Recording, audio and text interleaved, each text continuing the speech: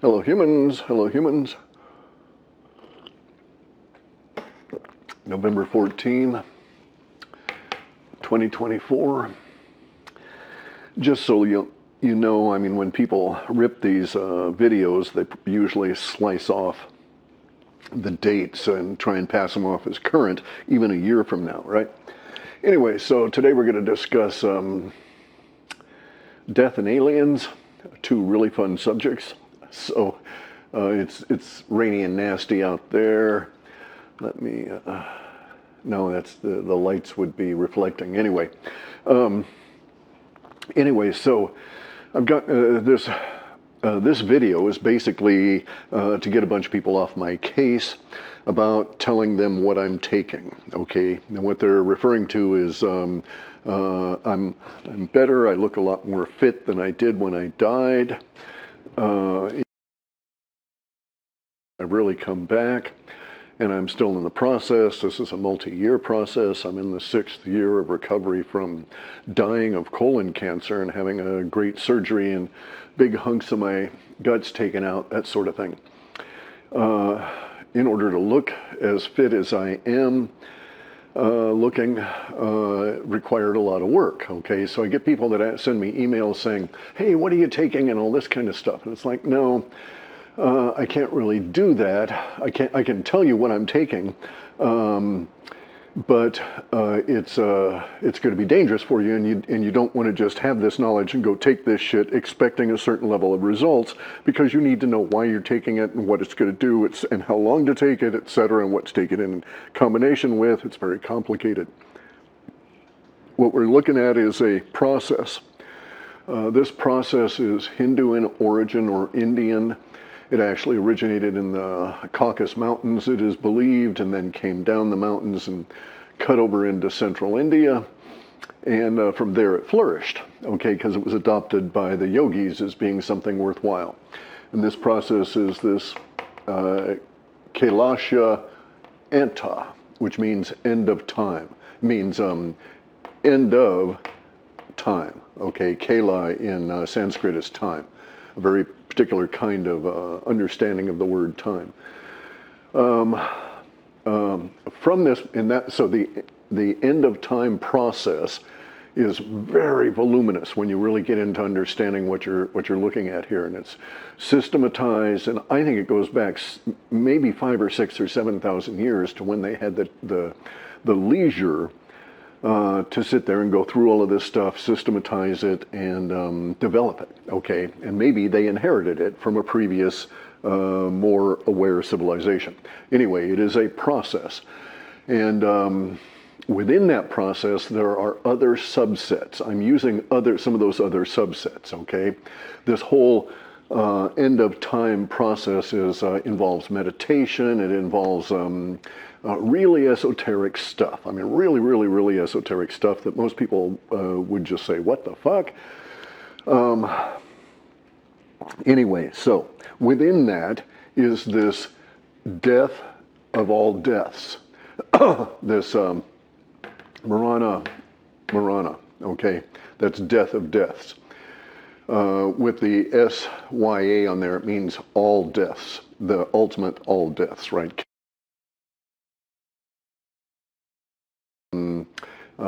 Within that part of the process at this level, you get people that do some really pretty strange things in terms of what they do to their bodies, and it also leads over to Seclusion Butsu, which is the Japanese Buddhist process that derives from this Hindu process, but these people went and took it into an extreme level, and it's like self-mummification. You do all this stuff to basically shrink yourself down to those essence of cells, and then you die. And you leave behind a perfectly preserved mummy that's never been treated, right? Has no tannins or any of the other stuff put in it to preserve the body. You do it that way in the process of dying. There's also, now in the Hindu side of that, are the people that shrink their body down, and then they put them into basically kind of a crate at the very end of their life. You've got to do it before they die, this part of the process. And then they take a pure copper rod with a big point on the end of it and drive it right down through their spine. And it frees kills them, obviously, but it frees their vibration, they're assuming, from recycling into another birth. It doesn't work that way. They're going to be quite shocked when they actually do die and going up and find out that they're only one of 12 doers in the body for that being. For this being, we're only 1/12. So it's going to be kind of a shock for them. Anyway, okay, so what I am doing is this process here, okay? It's the little version of this. It's not this big thing ending up with trying to fix my vibrations in place in a particular spot in universe or anything. None of that level of esoteric stuff that you get up in here, okay? So I'm doing this death of deaths, lowercase, right? Lowercase d. So just so we're sure about this. So it's meaningful because this is all within the body, and all up in here is mostly not.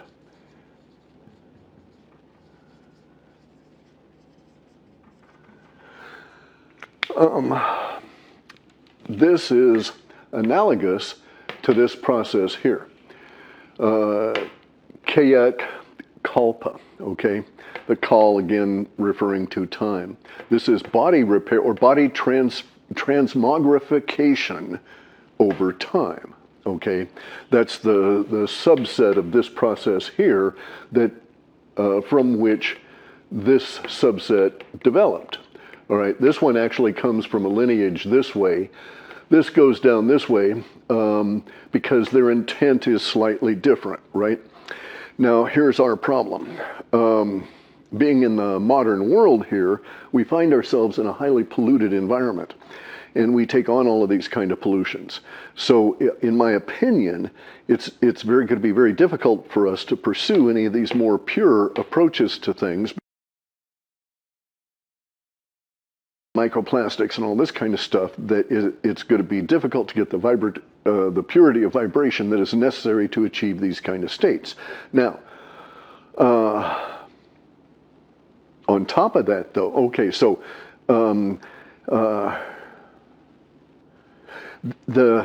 these process here, the death of deaths and the body transmogrification, meaning turn inside out, rebuild from the inside out, right?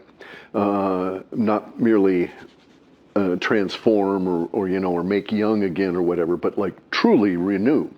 This one here, they want you to renew by, and both of them involve systematic preparation, poisoning, and then propagation.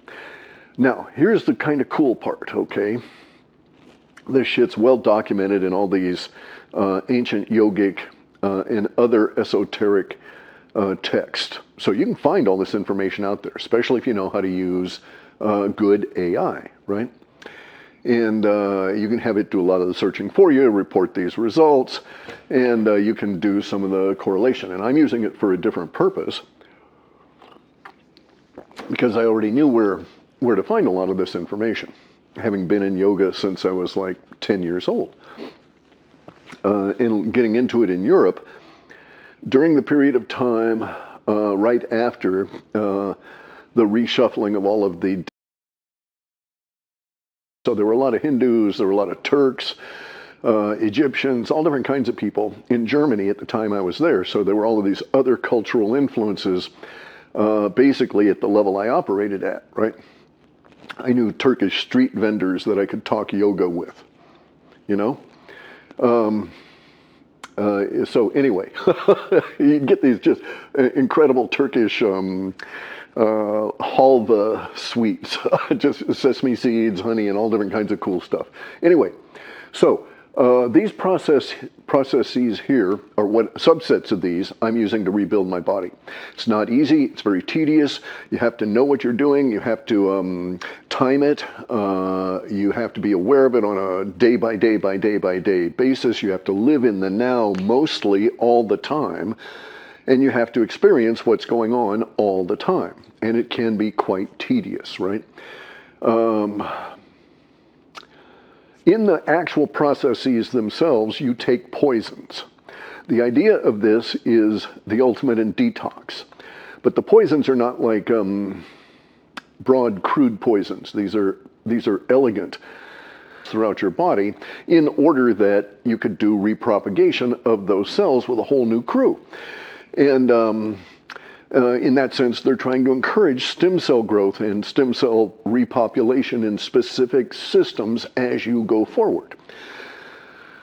The knowledge that they have is considerable, deep, even though the way they're expressing it is not as we express it now. But we have AI. So what I've been doing is, and you would not believe the warehouse full of material I have here, okay? And this is part of the problem once you get into this. This whole thing here, in either of them, the death of deaths or the body transmogrification, you should have seclusion, you should have the proper preparation, and you should have guidance, okay? This is both in the Hindu as well as up into the Japanese side of these things in the ancient past. A person going through this would have at least two people that had already gone through it themselves in order to be guides, and that was one of the conditions. So this all stems from the end of time secret society, okay, which has no membership role. It's the goofiest kind of secret society there is. I came across it through the Japanese Association, through martial arts, and then I found it later in the world, greater world of Hindu mysticism. But anyway, so the goal of all of this. All right, so let me back up a bit, because there's many different goals in the whole process here, okay? But the way that all of this works is a systematic destruction of the body in order to rebuild the body. I had that systematic destruction of my body, had to take specific poisons in order to trigger this shit off, right? That's part of the problem here. We now have AI that can go through and get the preparation aspects here. We don't have guides. That's why I'm saying you need guidance. You need somebody who's been through the process. Usually you have two, if not three or more. And they guide you through 6 or 8 months. You're supposed to, when you join this society and you go through this process, they stick you into a hut. You're there for anywhere from 6 months to maybe 18 months, depending on how your body is and so on. But you commit to doing a session for someone else as a result of having survived it. A lot of people don't. The death rate on this, most of the people showing up for this are near death anyway, because otherwise what would motivate them to something this extreme, right?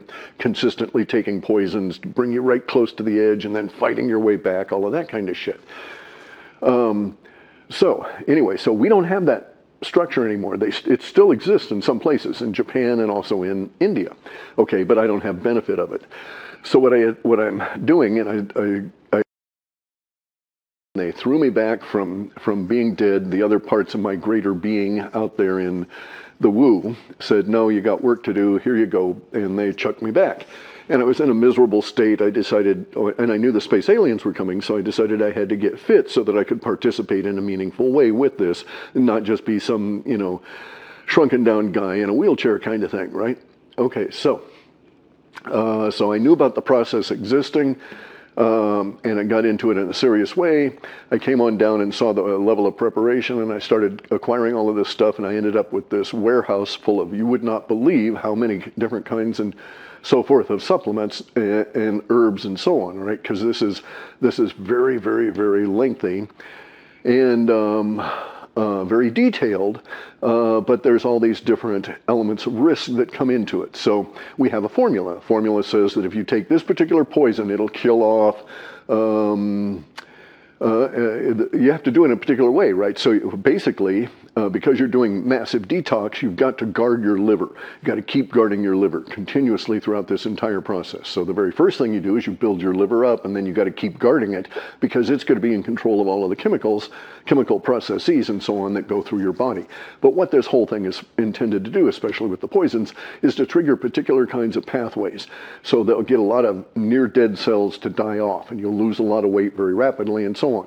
And then at some different point, you take another kind of a poison, and vast quantities of your skin slough off. That's why they stick you into a hut with no windows or anything at that point, and sheets and sheets and sheets of cloth over the door, because you lose the protection of the eyelids in terms of for UV light and so on.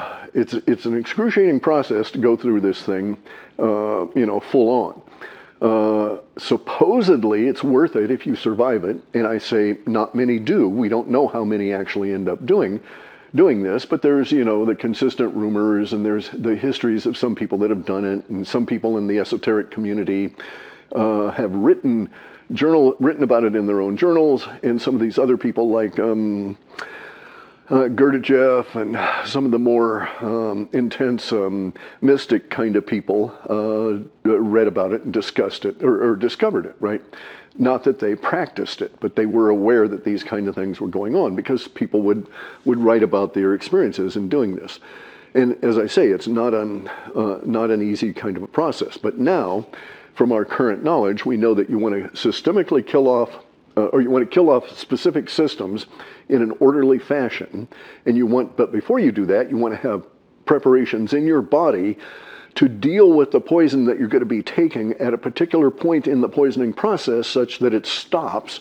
So there's all of that kind of stuff. And then you want to have preparations already ongoing in your body for the rebuild process, such that those can be used right at that point. And a lot of this is all, now we know, all involved with particular biological, biochemical pathways. And so, we can systematize it even further, much more so than reading about the formula and the preparations within these various different sources. Some of which are like yogic manuals. They're really straightforward. Others are hymns, that kind of thing, right? Anyway, now though, we also have the cross-checking ability of AI, because we can get these formulas and we can run the list of herbs and so forth through the okay. Sorry about that. This is going to be in 2 parts. We're getting on another storm coming, so that keeps intruding. But I'm assuming 2 parts. Hopefully I won't get another phone call, and we can just finish this up. Anyway, so as I was saying, that what I'm doing is I'm using AI to go through the formula that you derive from this here in order to determine the various biochemical pathways that were being triggered and what their intent was. And then there's all of the timing aspects, how you do it in a particular order and all of this sort of thing, right? We could probably run that through AI as well. I haven't done that to suss this out. Now, bear in mind, I'm not doing the poisoning process in that sense, right? And so I'd had a lot of damage, and I just was interested in the rebuild process, which itself is quite tedious, because you have to have certain levels of preparation before you trigger certain pathways. Otherwise, it's a real problem. And I'm also dealing with impacts on my gut, so impacts on digestion. Thus, I've had to do, and then on top of all of that, then there's the issue of the formula, including herbs. You've got to suss out the names of all of these things very carefully, because a lot of plants were identified by the same name and it changed over time. And you can get in some real problems, because a lot of these things are, the plants themselves are poisonous unless they're treated in a particular way prior to ingestion, right? So there's a variance that way. And then, do we have those species of plants now that have the same level of qualities? Because a lot of the plants we're dealing with now do not, because they're growing up in the same kind of environment that we are, right? The chemtrails, et cetera, et cetera, et cetera. This is, it's very complicated stuff. So I'm using AI to do some level of reconciliation of all of this, to locate the pathways that these formulas seem to imply. Once we've got the components of that formula locked down in a near realistic fashion relative to the multiplicity of names for the various components in the various languages changing over time. You see, it's not that easy, right? So I've got a lot of stuff here that And then on top of that, okay, let me back up a bit. On top of that, when you actually start experimenting with taking these plants and so on in the way in which they're supposed to be formulated, a lot of the formulas I've thrown away because I understand using AI what pathways are intended to be invoked, and I can get to those pathways in a different manner that's not quite as tedious, right? Because we have a different approach to a lot of these things. So I've made my own adjustments to the formulas, and you know, it's working, right? I'm satisfied with it. I'm proceeding. I expect to take another, maybe another 10 years in this process,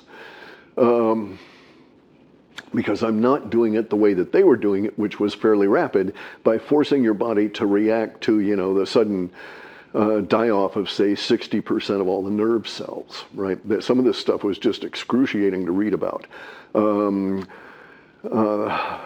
Yeah, I won't go into it. No need to tell you the horror stories I ran across in doing the research on this. But anyway, so I'm doing a death of deaths process. It takes a lot. It takes a lot of thinking. It takes a lot of smarts. It takes a lot of endurance and the willingness to endure internal pain as you take these things in order to produce specific effects, and so on. It's not like you're going to take detox, right? But this is like some of these things you take it and you might be up 10 or 12 times that night throwing up, and that's the designed process because of what you're going to be throwing up, right? It's not as goofy as it sounds on the surface, on the face of it. Mostly I don't do those kind of violent level things. I did initially in order to be sure that I was like removing those things that would be early part of summer in 2019. I get my formula down. I'm starting to get sleep again, albeit interrupted because of the shortening of the bowel, etc. But at that point, I decided, okay, I'm going to pursue the rest of it and started going at it systematically. Found out that these people here I got some good research into it. This is pre-AI, and this is also when I was being harassed by butthead Corey Good with his lawsuit. So I had to divert and do lawsuit shit, which slowed me down even further. But nonetheless, I was able to pursue. I came up with this process, and it's relatively straightforward. You go and you find the formulas, and then you do a reconciliation on the plant names. A lot of them are real straightforward. They haven't changed. You know, the plant identified in Sanskrit is basically the same plant identified in Hindi or Pali. The languages are, even though they may be separated by a couple of thousand years, are essentially holding the same information over time. And then you can see and then you get a listing of, a lot of these plants have been heavily researched, so that it's known by, you know, it's already in many, many, many different databases as to what pathways these things may trigger, because a lot of pharmaceutical companies are desperately trying to actually get products that work and make money as a result of finding these products, right? So they need to know. And where do they go? They go to traditional medicine because there are no other medicine sources than what we find within our common shared reality that we call planet Earth, right? It's not like there's ever been a successful synthetic medicine. So some of the most popular ones, like the diazepides, right? They sell more of those calming agents, you know, lorazepam and all of those kind of things. Then, I mean, they make a fortune on those, right? That formula is a bastardization of a chemical that's extracted from magnolia bark. And they take that chemical formula for the magnolia bark element, which is called honokiol, and they take that and they add nitrogen and hydrogen, and all of a sudden it's addictive, and they sell it to you. But the natural form is not addictive, and it does the same thing: neuroprotective, calming, et cetera, et cetera. Anyway, so I really got into a lot of this. It was life-changing because it killed me, and thereafter I was not interested in the same kind of things I had been before, and I had a different view of reality, and so I started getting into a lot of this stuff, right? And now I come up to the point of the getting into the ontology aspect of it all, and the space aliens. Okay, so everybody's clear here. I'm not going to tell you specifically what I'm taking because it wouldn't do you guys any good. I'm taking it for a specific purpose at a specific time. A lot of it is injurious to other purposes at other times if inappropriately taken. And so, so this is much more medicinal than you might think of as like bodybuilding supplementation, right? Because I had to rebuild my body, and thereafter I could sit up here and, add some bulk, that kind of thing. And for that, I'm doing, a whey shake, right? Only in my whey shake, I add things to affect various different body systems at various different times, and it changes over time as to what I'm adding. So it's not like it's consistent. I'm not taking the same things now that I did when I started, and I presume I will not be taking these same things consistently, 6 months from now. There are a lot of things that are consistent. I take between 3 and 9 grams of vitamin C every day. My vitamin D every day with K2, vitamin E, etc. This is all in the idea of preparation. The idea for this whole process is detox through the poisons, and then you got to get rid of the poisons themselves, or at least have these other systems set up to block them when certain events happen. So detox through poisons, and then rebuild your body with new stem cells and so on. In order to do the rebuild, you've got to have the stuff in there to do have the body be able to activate to create those stem cells and send them where they need to go. And then the process for conversion. And so it's sort of like straight up supplementation, but the preparation, you have to know when to take it and basically when you don't need it anymore, right? When you've reached a certain level of saturation and so on. And so it can't be systematized to lay out for every person's body, although every person could do it with their own body if they were aware enough to, to pay attention to what's happening to them. A lot of people, as we know, wouldn't, but I would not want to put out a lot of these things because, as I say, they do include this element. It was necessary for my rebuild that I go through this process. This is one of the reasons, by the way, that I bitch at people like Carrie Cassidy with her saying we're all being turned into Borg because of silicon in our bodies. And she doesn't realize how incredibly necessary silicon is. Silica, okay? It's a necessary mineral on the planet. They use it in more than just photovoltaics. It's used in your body to mediate calcium. So if you've got lots of calcium but no silica in your body, you can't heal your bones, not effectively. It'll leave bone scars, a very telling situation. If you go to a grave site, which they did in Egypt, and they find bones that had been broken, and then when they healed up, they had scars, and the bones themselves were like knitted poorly together, that's a sign of very low silica relative to the calcium in your diet, not calcium deprivation, as so many numbnuts academicians say, right? It's not calcium deprivation, it's the lack of the silica to moderate the uptake of the calcium. So we need silica in our body, and so Carrie Cassidy thinking silica and silicon is bad for our body is kind of silly. And in fact, silica, a necessary element, you're born with tons of it in your body that degrades over time because it's not that easily replaced in your diet. You can't go on out and just like chew sand and get silica, right?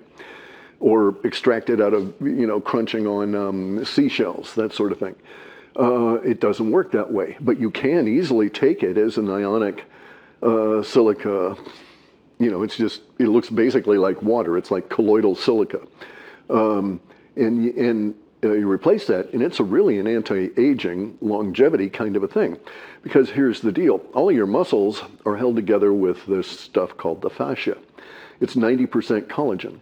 Collagen is very heavily dependent on silica because silica is the binding agent within collagen that holds the structure of all of your muscles together and allows you to move smoothly and so on. And if you get to a point where your body, when you're aging, and you have grit in the morning when you get up, not only trashing my digestion, but also destabilizing the biochemistry to where calcium absorption and silica use was degraded, okay? And so, but if you get up and you have grit in the joints and it feels like there's literally sand in there, it's actually the lack of silica that's causing you to feel that way. I won't go into the specifics of how those receptors and stuff work, but if you investigate it, and you can try fixing this yourself by buying, I think it's like $6 or $7 for a thing of colloidal silica on silica water. You get that, you take a teaspoon in the morning and mix it in with fruit juice or just take it or whatever. And over probably about 3 to 4 weeks, you should feel that there's been a huge lessening of the grit, and getting up is easier, movement is easier, the joints are starting to heal and repair, right? Also, you may find that there's other ancillary effects in having better uptake of the calcium. But here's what you have to understand. Okay, so getting back to this kind of a process here, just like with the silica, if you're terribly, terribly deficient in silica, then you will have deficiencies relative to the calcium ions in your body. Ergo, when you start replacing the silica, all of a sudden the calcium gets like really agitated and shit happens relative to the calcium. And it may cause you to have a calcium drawdown. So you need to gulp more milk, right? And then that, because you've got the calcium there, raises the ratio you need of silica, so you have to have extra silica during that period of time when all this flushing is going on. That's what it's called, is something proximate flushing, okay? And what they're doing is the body is actually sort of rocking back and forth in ratios at a biochemical level in order to mediate them all and get all your needs met relative to the two substances or more that have a common goal and a common interconnectedness that can cause competition within the body itself when they get too depleted. All this stuff's so interrelated, right? So these things can be related to things like kidney stones, calcium problems, right? All of these things all go back to the silica if you have an improper relationship with the silica. If you get enough silica, you just piss out the stuff you don't need. So at some point, you've plumped up your silica receptors and your reservoirs, and you're okay. And you find that, of course, as you age, you don't have the capacity to store it the way you did when you were a kid, nor to retrieve it. But that gets back to the liver and keeping the liver going well. Anyway, though, and so you get to a habit of just taking in enough that you're certain that you're getting what you need for that day's use, and then some, right? Even though you won't necessarily store it the way you used to. Anyway, so that's the diversion into this stuff here at this point. Two of these. Okay, so now one last thing I wanted to get into was the space aliens. And this kind of goes to the same subject anyway, because like I'm sitting there, this was maybe 2021, and I was thinking, shit, because I was starting to have real success in terms of we'd gotten the product out, we destroyed a bunch of commercial grinders, figuring out how to do things, and so it's like, oh, okay, universe is telling me, hey, you did good with this one, and I didn't really want to get into the supplement business. That wasn't my goal, but it actually worked. And I saw all the other sleep aids, and it's like, oh my God, these people are stupid. They're using melatonin and doing all this other stuff that's really going to fuck up your body because they don't understand that you need to use this nice, light, gentle touch and do it this particular way. And I started getting into all of this, and then it dawned on me, okay, at some point I'm going to have to talk about it. Well, it's going to be, because it becomes obvious. If you don't look as bad and wasted and destroyed by disease, people might notice. Maybe. And so I figured I had to be prepared for it all. And so this is basically to get everybody off my case, because I'm not going to give you a list of supplements. I can tell you that there's another one of the chemtrail jets. I can tell you that the process involves basically what it involves is preparation, which is the taking in of all of the resources that your body's going to need. And then it is the propagation process, which is the taking in of the tonics that then trigger the biopathways that then use up the resources in the preparation. This is true even with when you take the poisons, because a lot of these processes, like, the formula would have X amount of arsenic in it, right? Poison, or plants that would have cyanide in them, right? Cyanide basically being extracted from certain seeds in these poison elixirs that you would be taking. But you would, as a part of that process, have had preparation that would load your body up with specific things that were resistant to the poison, that would allow it to work to a certain extent, and then would overwhelm the poison, and it would get flushed out from your system. Not a good Saturday afternoon kind of a thing to do. But it's basically the same process.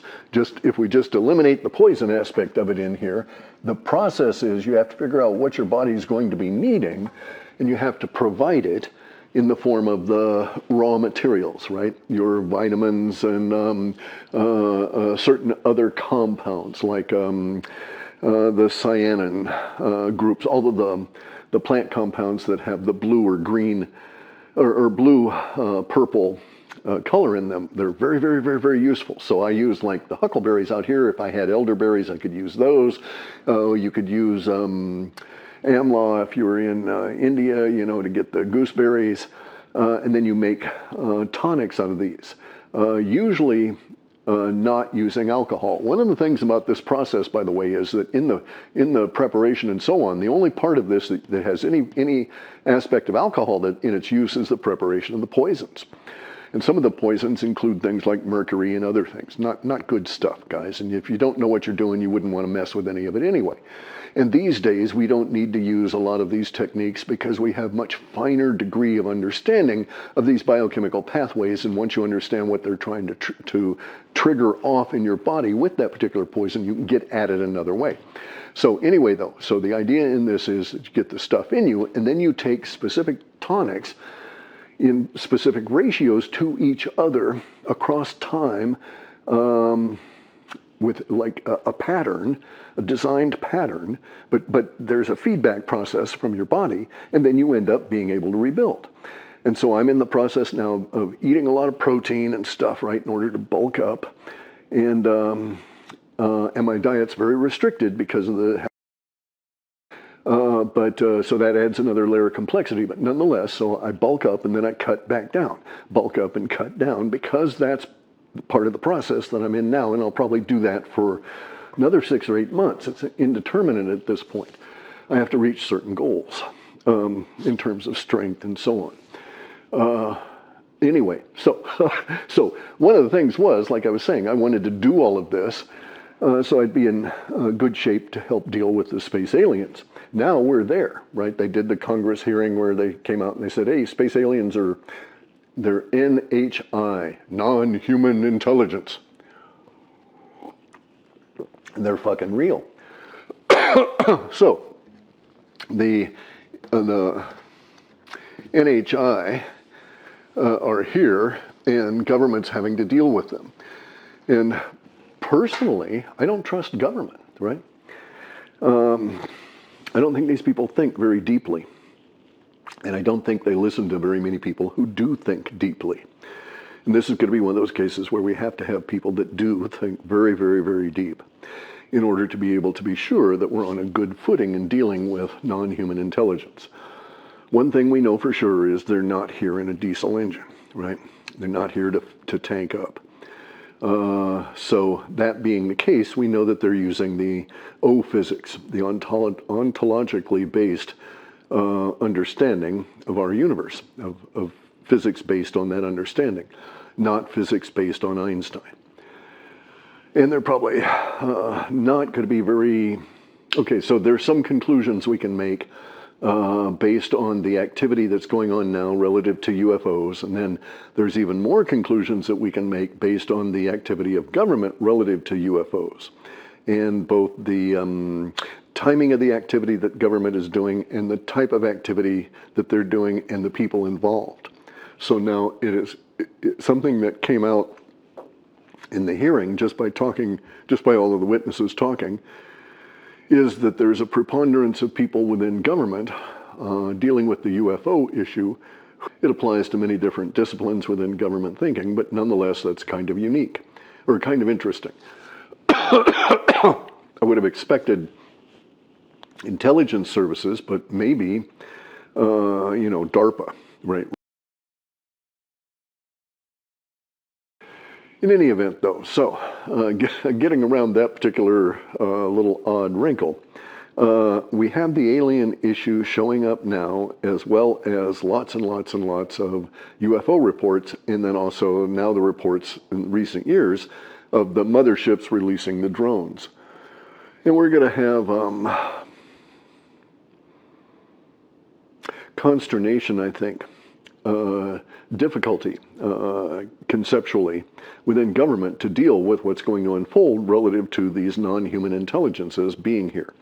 Also, coincidentally, they've had an announcement where they've announced these giant space tunnels between galaxies and stuff. These are the galactic interweb that I was referring to in last couple of months. This discovery that they were going to discover a new form of a galactic interweb that would go to the idea of the Akashic records and so on. So I don't think that the scientists that are describing these structures in space quite understand what they're looking at in terms of their data. And even if they think they do, our understanding of all this stuff is going to evolve over time as we get into the necessary discussion about the failure of human understanding relative to the non-human intelligences that we now have to, with whom we now have to interact. Because they're here, and they're going to be more here in a more open and forceful way relatively soon for their own purposes, and we need to get our understanding of things more nailed down, right? We need to get a better, clearer picture of our universe, where we fit into it and where they fit into it, and because we're going to be dealing with them, right? Can't avoid it, especially if they're coming here for some reason. And I don't believe they're coming here to help us out. And it would also be unwise for us to ever think that. So I don't have much, I don't interact with woo people that have the external savior myth attached to space aliens. Space aliens don't give a shit about us. They wouldn't care.